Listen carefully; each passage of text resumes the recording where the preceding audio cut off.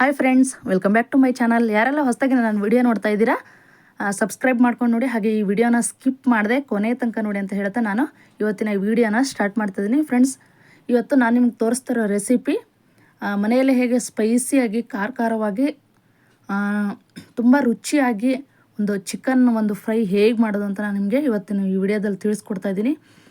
ಯಾವ ಥರ ಅಂದರೆ ಇವತ್ತು ನಾನೊಂದು ಗುಂಟೂರು ಸ್ಟೈಲಲ್ಲಿ ಚಿಕನ್ ಫ್ರೈ ಹೇಗೆ ಮಾಡೋದು ಅಂತ ತೋರಿಸ್ಕೊಡ್ತಾ ಇದ್ದೀನಿ. ಫ್ರೆಂಡ್ಸ್, ಅದಕ್ಕೆ ಏನೇನು ಬೇಕು ಅಂತ ಇಂಗ್ರೀಡಿಯೆಂಟ್ಸ್ ಎಲ್ಲ ಇವಾಗ ಹೇಳ್ತಾ ಹೋಗ್ತೀನಿ.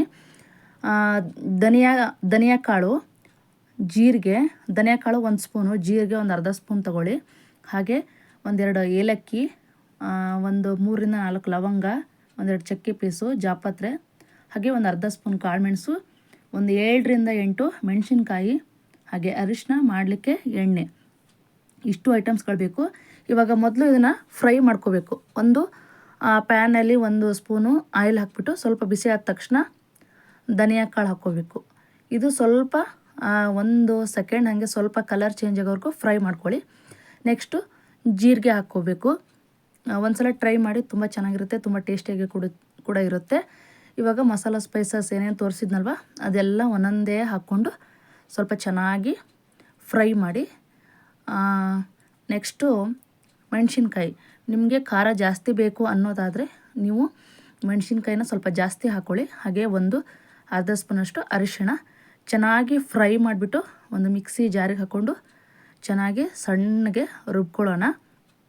ನೀರು ಹಾಕಿ ರುಬ್ಬಿ ಪರವಾಗಿಲ್ಲ, ಸ್ವಲ್ಪ ಸಣ್ಣಗೆ ರುಬ್ಕೋಬೇಕು. ಈ ಥರ ಕ್ರೀಮ್ ಥರ ಆಗಬೇಕು. ಹಾಗೆ ಇವಾಗ ನೆಕ್ಸ್ಟು ಒಂದು ದೊಡ್ಡದೊಂದು ಕಡಾಯಿ ಇಟ್ಬಿಟ್ಟು 1-2 ಸ್ಪೂನ್ ಆಯಿಲ್ ಹಾಕಿ ಎಣ್ಣೆ ಬಿಸಿ ಆದ ತಕ್ಷಣವೇ ಒಂದು ಬೆಳ್ಳುಳ್ಳಿಯನ್ನು ಜಜ್ಜಿ ಹಾಕಬೇಕು. ಆಮೇಲೆ ಒಂದು ಎಸಳು ಕರಿಬೇವು ಹಾಕಿ ಫ್ರೈ ಮಾಡಿ. ಹಾಗೆ ಚಿಕ್ಕದಾಗಿ ಕಟ್ ಮಾಡಿ ಇಟ್ಕೊಂಡಿರುವಂಥ 2 ಈರುಳ್ಳಿಯನ್ನು ಹಾಕಿ ಅದನ್ನು ಕೂಡ ಚೆನ್ನಾಗಿ ಒಂದು ನಿಮಿಷ ಚೆನ್ನಾಗಿ ಬಾಡಿಸ್ಕೊಳ್ಳಿ, ಸ್ವಲ್ಪ ಕಲರ್ ಚೇಂಜ್ ಆಗೋವರೆಗೂ.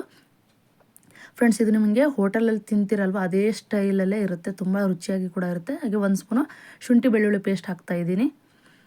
ನೆಕ್ಸ್ಟು ನಾನಿವಾಗ ತೋರಿಸಿರೋ ಮಸಾಲೆ ಐಟಮ್ಸ್ಗೆ ಅದಕ್ಕೆ ಒಂದು ಅರ್ಧ kg ಚಿಕನ್ ತೊಗೊಂಡಿದ್ದೀನಿ.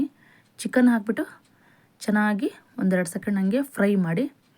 ಆಮೇಲೆ ಒಂದು ಅರ್ಧ ಸ್ಪೂನಷ್ಟು ಅರಿಶಿಣ ಹಾಕಿ ಚೆನ್ನಾಗಿ ಅದನ್ನು ಕೂಡ ಇನ್ನೊಂದು 1-2 ನಿಮಿಷ ಫ್ರೈ ಮಾಡ್ಕೊಳ್ಳಿ. ನೆಕ್ಸ್ಟ್ ಇದಾದಮೇಲೆ ಒಂದು ಅರ್ಧ ನಿಂಬೆಹಣ್ಣನ್ನು ಅದರ ಜ್ಯೂಸನ್ನು ಅದಕ್ಕೆ ಹಾಕಿಬಿಡಿ. ಯಾಕೆಂದರೆ ಇದು ಒಂದು ಟೇಸ್ಟ್ ಆಗುತ್ತೆ, ಟೇಸ್ಟ್ ಕೊಡುತ್ತೆ, ಅದಕ್ಕೋಸ್ಕರ. ಹಾಗೆ ನಾವೇನು ಮಸಾಲೆಯನ್ನು ರುಬ್ಬಿಟ್ಕೊಂಡಿದ್ದೀವಲ್ವ ಅದನ್ನು ಹಾಕಿಬಿಟ್ಟು ಸ್ವಲ್ಪ ನೀರು ಜಾಸ್ತಿ ಹಾಕ್ಲಿಕ್ಕೆ ಹೋಗಬೇಡಿ. ಆ ಮಿಕ್ಸಿ ಜಾರಿಗೆ ಏನು ಹತ್ಕೊಂಡಿದ್ದಲ್ಲ ಅದಕ್ಕಷ್ಟೇ ಸ್ವಲ್ಪ ನೀರು ಹಾಕಿ ಸ್ವಲ್ಪ ಕ್ರೀಮ್ ಥರ ಮಾಡಿ.